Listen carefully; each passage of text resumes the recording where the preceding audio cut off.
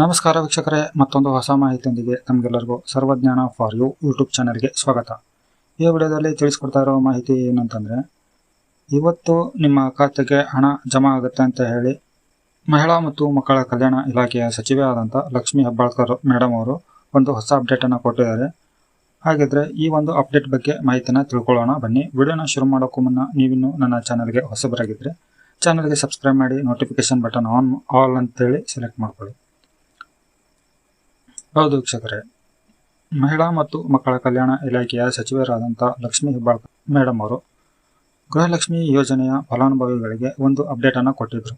ಈಗ ಆಲ್ರೆಡಿ 11ನೇ ಕಂತು ಯಾರಿಗೆಲ್ಲ ಜಮಾ ಆಗಿದೆ ಅಂಥವರಿಗೆ 12 ಮತ್ತು 13ನೇ ಕಂತಿನ ಹಣ ಒಟ್ಟಿಗೆ 4,000 ರೂಪಾಯಿಯನ್ನು ಅವರ ಒಂದು ಖಾತೆಗೆ ಜಮಾ ಮಾಡ್ತಾರೆ ಅಂತ ಹೇಳಿ ಈಗ ಆಲ್ರೆಡಿ 3 ರಿಂದ 4 ಬಾರಿ ಪೋಸ್ಟ್ಪೋಂಡ್ ಆಗ್ತಾ ಬಂದಿದೆ. ಸೊ ಇವತ್ತು ಜಮಾ ಆಗುತ್ತಂತ ಹೇಳಿದ್ದಾರೆ.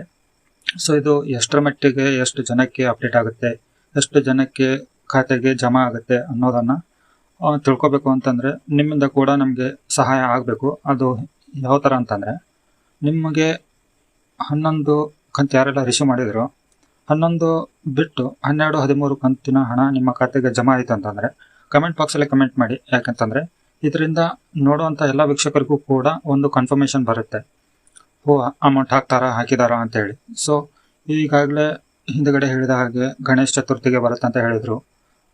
ಸೊ ಇದೇ ಥರ ಗೌರಿ ಹಬ್ಬಕ್ಕೆ ಬರುತ್ತೆ ಅಂತ ಹೇಳಿದರು, ವರಮಹಾಲಕ್ಷ್ಮಿ ಹಬ್ಬಕ್ಕೆ ಬರುತ್ತೆ ಅಂತ ಹೇಳಿದರು. ಸೊ ಹಿಂಗೆ ಪೋಸ್ಟ್ಪೋಂಡ್ ಆಗ್ತಾ ಬಂದಿದೆ. ಆನಂತರ ತಾಂತ್ರಿಕ ಸಮಸ್ಯೆ ಅಂತ ಹೇಳಿದರು. ಸೊ ಇಂಥವೆಲ್ಲ ಸಮಸ್ಯೆಗಳು ಇರೋದ್ರಿಂದ ಎಷ್ಟು ಪೋಸ್ಟ್ಪೋಂಡ್ ಆಗಿದೆಯೋ ಅಷ್ಟು ಬಾರಿ ಯಾವುದೇ ಥರ ಅಮೌಂಟು ಜಮಾ ಆಗಿಲ್ಲ ಗೃಹಲಕ್ಷ್ಮಿ ಯೋಜನೆಯ ಫಲಾನುಭವಿಗಳಿಗೆ.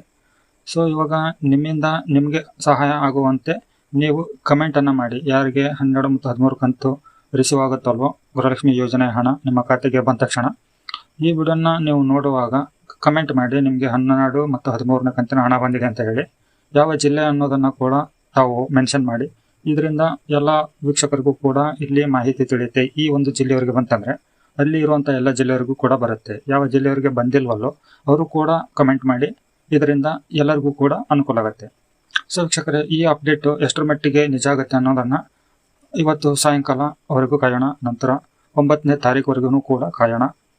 ಅಮೌಂಟು ಜಮಾ ಆಯಿತು ಅಂತಂದರೆ ಎಲ್ಲರೂ ಖುಷಿ ಆಗ್ತಾರೆ, ಸರಿನಾ? ಆಗದೇ ಇದ್ದರೆ ಮತ್ತೆ ಪೋಸ್ಟ್ಪೋನ್ ಮಾಡುವಂಥ ಒಂದು ಸಾಧ್ಯತೆ ಕೂಡ ಬರ್ಬೋದು.